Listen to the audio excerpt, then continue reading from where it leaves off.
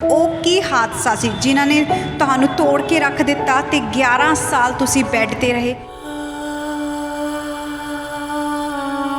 2007 की बात है। मैं साइकिल चलाते आ रही थी ब्रिज से, तो ब्रिज पे आते ही मेरी साइकिल का बैलेंस बिगड़ गया और बैलेंस बिगड़ते ही मैं ब्रिज के नीचे जा गिरी, जिसकी वजह से मेरी रीढ़ की हड्डी टूट गई और आधी बॉडी पैरालाइज्ड हो गई।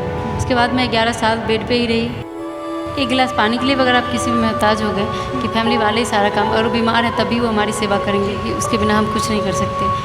और आसपास के लोग मिलने में आते, वो भी नेगेटिव बातें ही सुनाते, ओहो अब तो बेटी तो ऐसे ही बोझ होती है, ये तो अब लाइफ टाइम माँ बाप के ऊपर बोझ बन के रहेगी।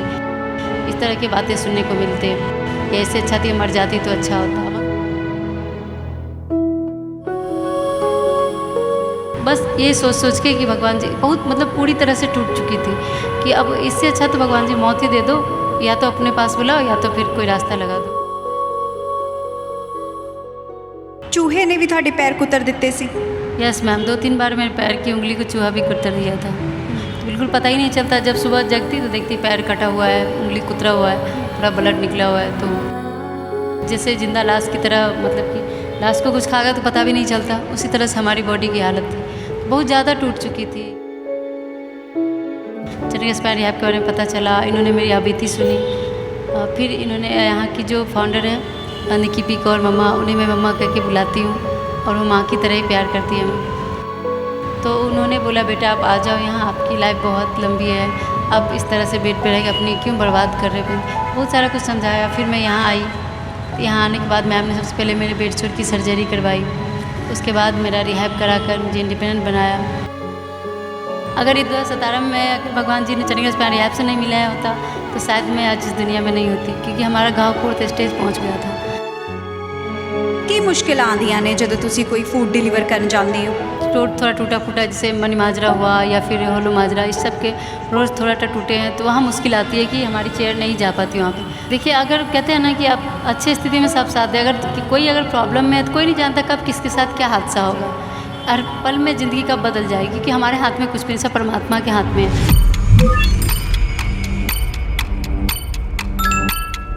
ਸਤਿ ਸ਼੍ਰੀ ਅਕਾਲ, ਤੁਸੀਂ ਦੇਖ ਰਹੇ ਹੋ ਹਮਦਰਦ ਟੀਵੀ ਤੇ ਮੈਂ ਸਤਵਿੰਦਰ ਸੈਣੀ।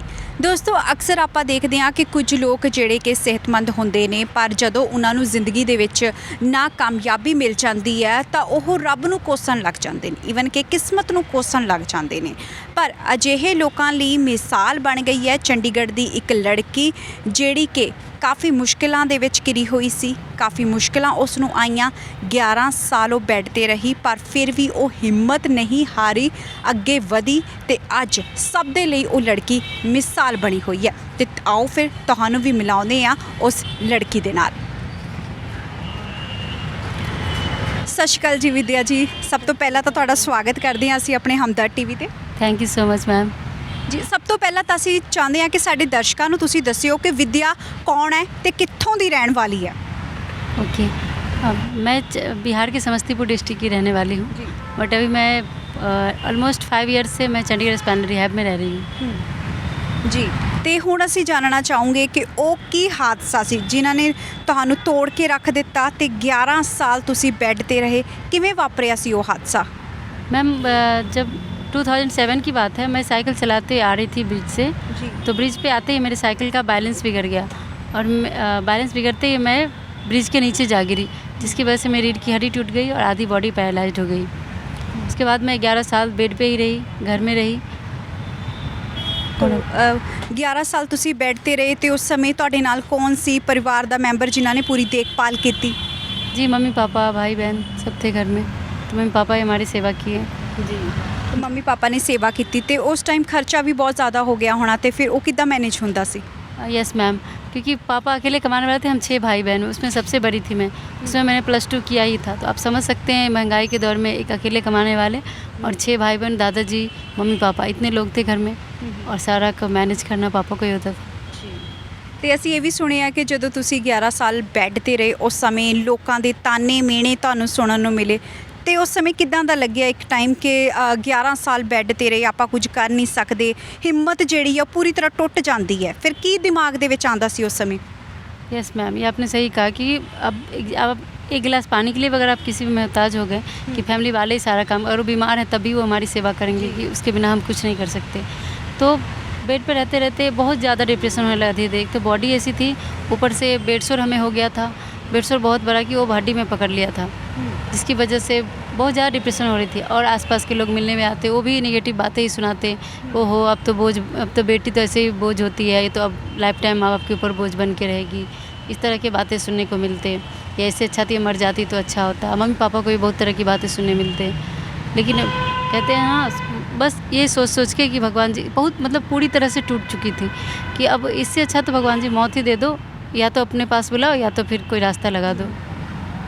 ਮਤਲਬ ਕਿ ਬਹੁਤ ਬੁਰਾ ਸਮਾਂ ਜਿਹੜਾ ਹੈ ਤੁਸੀਂ ਦੇਖਿਆ ਤੇ ਇਵਨ ਅਸੀਂ ਇਹ ਵੀ ਸੁਣਿਆ ਕਿ ਜਦੋਂ ਤੁਹਾਡੇ ਪੈਰ ਜਿਹੜੇ ਆ ਪੂਰਾ ਨੀਚੇ ਵਾਲਾ ਬੋਡੀ ਦਾ ਹਿੱਸਾ ਹੈ ਉਹ ਕੰਮ ਨਹੀਂ ਕਰਦਾ ਤੇ ਇੱਕ ਵਾਰ ਤਾਂ ਚੂਹੇ ਨੇ ਵੀ ਤੁਹਾਡੇ ਪੈਰ ਕੁਤਰ ਦਿੱਤੇ ਸੀ। यस मैम, 2-3 बार मेरे पैर की उंगली को चूहा भी कुतर दिया था। तो बिल्कुल पता ही नहीं चलता, जब सुबह जगती तो देखती पैर कटा हुआ है, उंगली कुतरा हुआ है, पूरा ब्लड निकला हुआ है। तो बहुत ज़्यादा दुख होता है कि वो ऐसे जैसे जिंदा लाश की तरह, मतलब कि लाश को कुछ खा गया तो पता भी नहीं चलता, उसी तरह से हमारी बॉडी की हालत थी। बहुत ज़्यादा टूट चुकी थी कि मम्मी पापा भी बीमार होते, उनको उठा नहीं जाता बेड से, फिर भी वो उठ के मेरे लिए मेडिसिन के लिए डॉक्टर के पास जाते कि मैं बीमार हूँ तो कैसे करेंगे, कौन करेगा फिर इसका। तो हर तरफ से मैं पूरी ज़िंदगी से हार चुकी थी।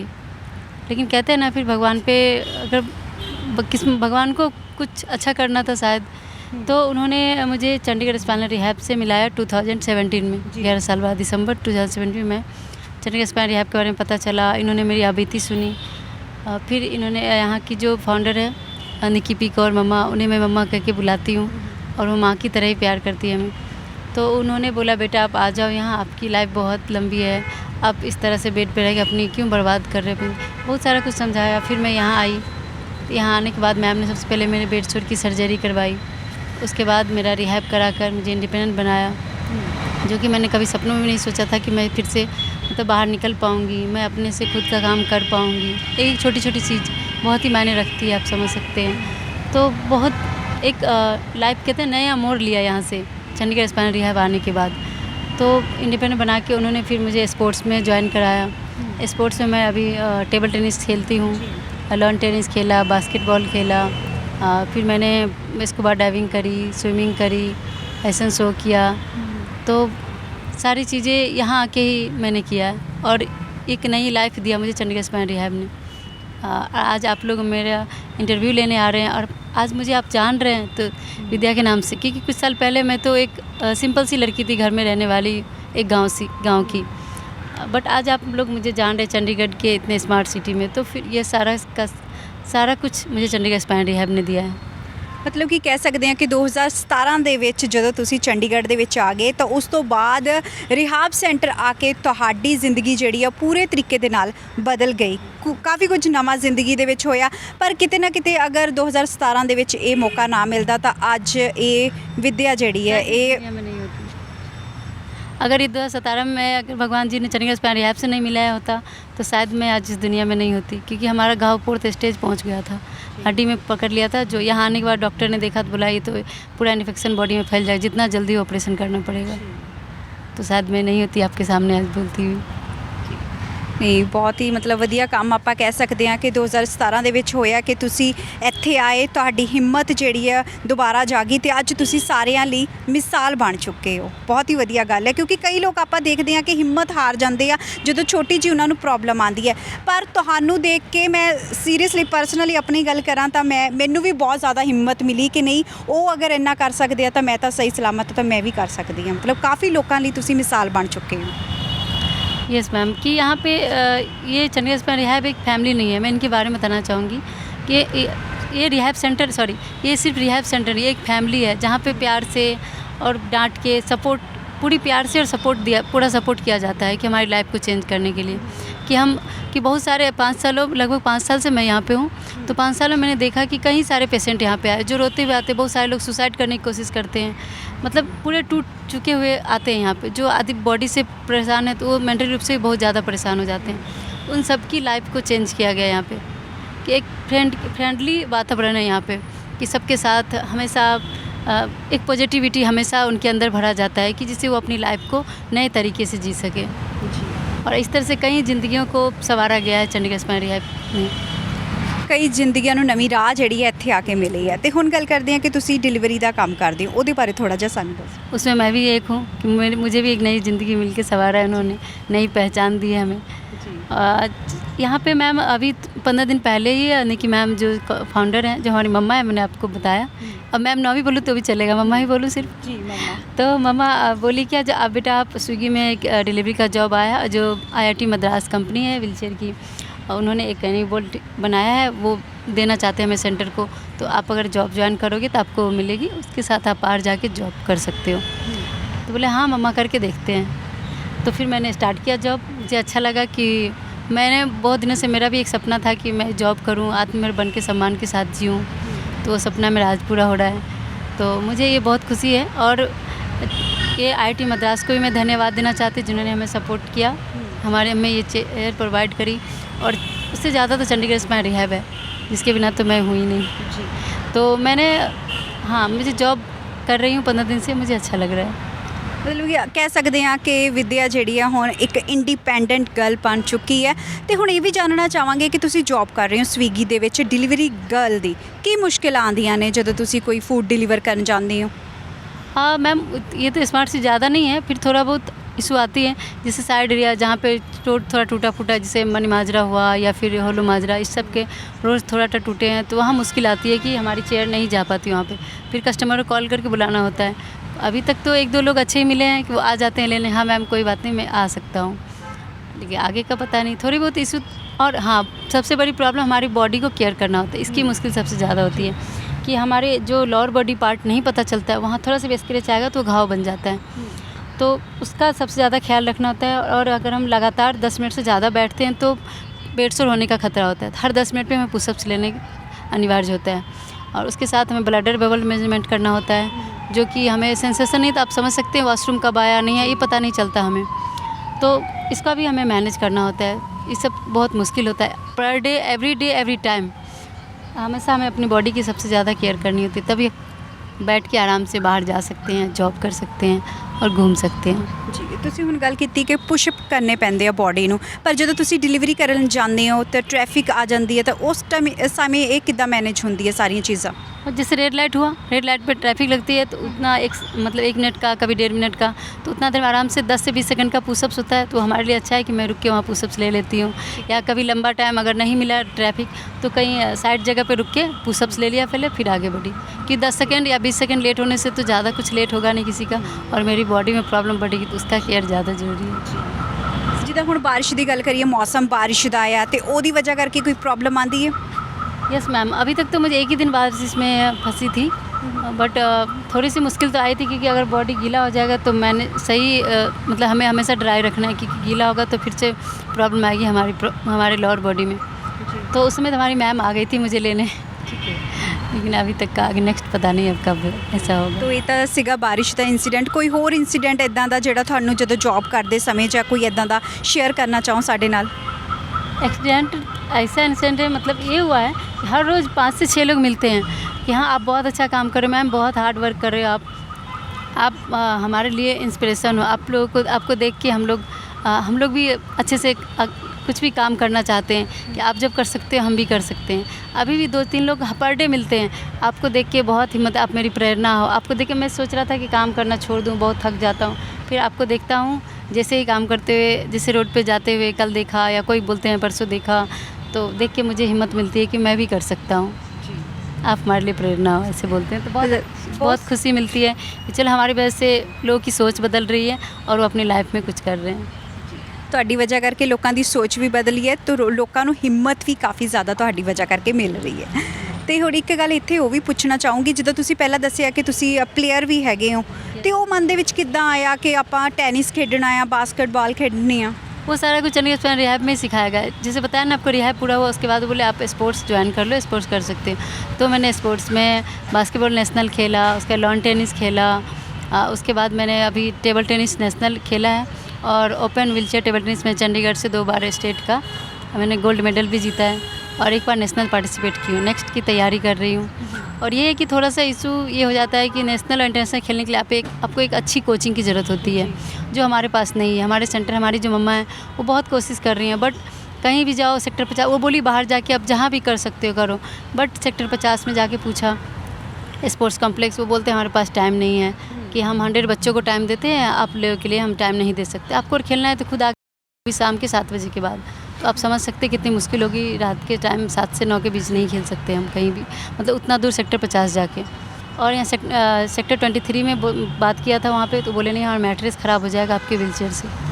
तो फिर अगर सपोर्ट नहीं मिलेगा तो हम लोग कैसे आगे बढ़ेंगे। हम तो कोशिश करना, मेहनत करने के लिए तैयार हैं, बट थोड़ी सी सपोर्ट की ज़रूरत है आप लोगों की, कि सपोर्ट करें तो हमें अच्छी कोचिंग, हमें भी कोचिंग की ज़रूरत है, तभी तो हम नेशनल, इंटरनेशनल और पैरालंपिक्स तक जा सकते हैं और अपने सपने को पूरा कर सकते हैं, साथ के साथ इंडिया का नाम भी रोशन कर सकते हैं। ਬਹੁਤ ਹੀ ਵਧੀਆ। ਤੇ ਅਸੀਂ ਵੀ ਉਹਨਾਂ ਲੋਕਾਂ ਨੂੰ ਕਹਿਣਾ ਚਾਹੁੰਦੇ ਹਾਂ ਕਿ ਤੁਹਾਨੂੰ ਵੀ ਅਜਿਹੇ ਲੋਕਾਂ ਦੀ ਸਪੋਰਟ ਕਰਨੀ ਚਾਹੀਦੀ ਹੈ, ਕਿਉਂਕਿ ਇਹ ਵੀ ਕੁਝ ਕਰਨਾ ਚਾਹੁੰਦੇ ਨੇ। ਅਗਰ ਆਪਾਂ ਖੇਡਾਂ ਦੀ ਗੱਲ ਕਰੀਏ ਤਾਂ ਉੱਥੇ ਵੀ ਇਹ ਕੁਝ ਕਰਨਾ ਚਾਹੁੰਦੇ ਨੇ, ਤੇ ਸਾਡੇ ਵਰਗੇ ਲੋਕਾਂ ਨੂੰ ਵੀ ਇਹਨਾਂ ਦਾ ਸਾਥ ਦੇਣਾ ਚਾਹੀਦਾ ਹੈ। ਤੇ ਨਾਲ ਹੀ ਇਹ ਵੀ ਮੈਂ ਤੁਹਾਨੂੰ ਪੁੱਛਣਾ ਚਾਹੂੰਗੀ ਕਿ ਜਿੱਦਾਂ ਹੁਣ ਕਈ ਵਾਰ ਦੇਖਿਆ ਜਾਂਦਾ ਹੈ ਕਿ ਤੁਸੀਂ ਟ੍ਰੈਫਿਕ ਦੇ ਵਿੱਚ ਫਸ ਕੇ, ਤੁਸੀਂ ਕਿਹਾ ਕਿ ਨੀਚੇ ਵਾਲਾ ਪੂਰਾ ਹਿੱਸਾ ਜਿਹੜਾ ਪੈਰਾਲਾਈਜ਼ ਹੋ ਗਿਆ, ਅਗਰ ਵਾਸ਼ਰੂਮ ਵਗੈरह ਦੀ ਪ੍ਰੋਬਲਮ ਆਉਂਦੀ ਤੇ ਫਿਰ ਉਹ ਕਿਸ ਤਰ੍ਹਾਂ ਮੈਨੇਜ ਕਰਦੇ ਹੋ? नहीं, मैं वो टाइमिंग सेट किया हुआ है कि टाइमिंग जब हम यहाँ से निकलते हैं घर से, वो मैनेज करके फिर कितने बजे हमें आना है वो टाइमिंग हम देख के रखते हैं कि टाइम हो गया तो मुझे अब लौट के अपने सेंटर जाना है, घर जाना है, फिर फ्रेश होके आना है। ठीक है। ਤੇ ਇਹ ਡਿਲੀਵਰੀ ਗਰਲ ਦੀ ਜੌਬ ਜਿਹੜੀ ਹੈ ਕਿੰਨੇ ਤੋਂ ਕਿੰਨੇ ਵਜੇ ਤੱਕ ਤੁਸੀਂ ਕਰਦੇ ਹੋ? मैम सुबह 10 बजे मैं ऑनलाइन कर देती हूँ, शाम के 6 बजे तक। ਸ਼ਾਮ ਦੇ 6 ਵਜੇ ਤੱਕ ਤੁਸੀਂ ਕਰਦੇ ਹੋ? ਮਤਲਬ ਆਲਮੋਸਟ ਸਾਰਾ ਚੰਡੀਗੜ੍ਹ ਇਸ ਟਾਈਮ ਘੁੰਮ ਲਏ ਹੋਣੇ ਤੁਸੀਂ? हाँ, ऑलमोस्ट घूम गए।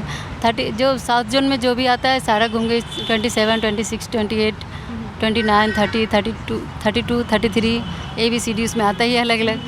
और फिर 49, 47, 45 और इधर मनी माजरा हुआ, होलो माजरा हुआ, ये इंडस्ट्रियल एरिया फेज़ 1, फेज़ 2 सारा घूम गया। ਸਾਰਾ ਘੁੰਮ ਲਿਆ। ਤੇ ਪਹਿਲਾਂ ਪ੍ਰੋਬਲਮ ਆਈ ਕਿਉਂਕਿ ਪਹਿਲਾਂ ਤਾਂ ਸੜਕਾਂ ਦਾ ਨਹੀਂ ਪਤਾ ਹੋਣਾ, ਕਿਉਂਕਿ ਚੰਡੀਗੜ੍ਹ ਸਾਰਾ है वो कहते गोल ही है। यस मैम, हर एरिया सेम ही लगता है, गोलम्बर के बाद लोग घूम के वहीं पहुंच गए ऐसे लगता है।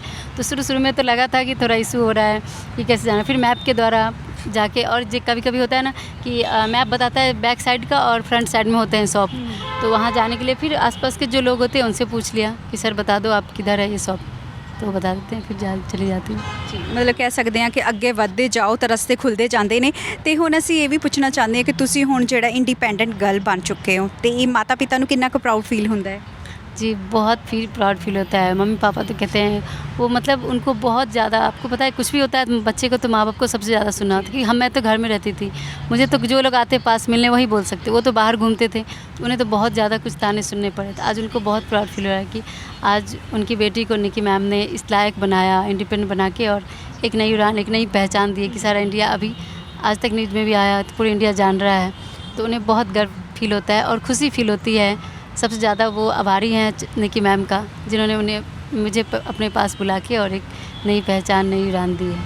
ਜੀ ਮਤਲਬ ਕਿ ਕਹਿ ਸਕਦੇ ਹਾਂ ਕਿ ਤੁਸੀਂ ਪੂਰੇ ਛਾਏ ਹੋਏ ਹੋ ਸੋਸ਼ਲ ਮੀਡੀਆ ਤੇ। ਅਗਰ ਵਿਦਿਆ ਨਾਮ ਆਪਾਂ ਸਰਚ ਕਰਦੇ ਹਾਂ ਤਾਂ ਤੁਹਾਡੀ ਫੋਟੋ ਸਭ ਤੋਂ ਪਹਿਲਾਂ ਆਉਂਦੀ ਹੈ, ਤੇ ਇੱਕ ਪ੍ਰਾਊਡ ਫੀਲ ਵਾਲੀ ਉਹ ਵੀ ਗੱਲ ਹੈਗੀ ਆ। ਤੇ ਨਾਲ ਹੀ ਇੱਥੇ ਇਹ ਵੀ ਪੁੱਛਣਾ ਚਾਹੂੰਗੀ ਕਿ ਜਿੱਦਾਂ ਤੁਸੀਂ ਦੱਸਿਆ ਕਿ ਤੁਸੀਂ ਇੱਥੇ ਰਿਹਾਬ ਸੈਂਟਰ ਦੇ ਵਿੱਚ ਕਾਫੀ ਕੁਝ ਤੁਹਾਨੂੰ ਮਿਲਿਆ, ਤੁਸੀਂ ਇੱਥੇ ਰਹਿੰਦੇ ਹੋ ਜਾਂ ਤੁਸੀਂ ਰਿਹਾਬ ਸੈਂਟਰ ਤੋਂ ਬਾਅਦ ਤੁਹਾਡੀ ਰਿਹਾਇਸ਼ ਹੈਗੀ? नहीं, मैं रिहैब सेंटर में ही रहती हूँ, ये हमारा घर है। अच्छा, मतलब हमारी फैमिली है, हमारा घर है ਜੀ। ਤੇ ਇੱਕ ਲਾਸਟ ਦੇ ਵਿੱਚ ਮੈਂ ਇਹ ਤੁਹਾਨੂੰ ਪੁੱਛਣਾ ਚਾਹੂੰਗੀ ਕਿ ਉਹਨਾਂ ਲੋਕਾਂ ਨੂੰ ਕੀ ਜਵਾਬ ਦੇਣਾ ਚਾਹੁੰਦੇ ਆ ਜਿਨੇ ਕਦੇ, ਜਦੋਂ ਤੁਸੀਂ 11 ਸਾਲ ਬੈੱਡ ਤੇ ਰਹੇ, ਤਾਨੇ ਮੇਣੇ ਮਾਰੇ, ਉਹਨਾਂ ਲੋਕਾਂ ਲਈ ਕੀ ਕਹਿਣਾ ਚਾਹੋਗੇ?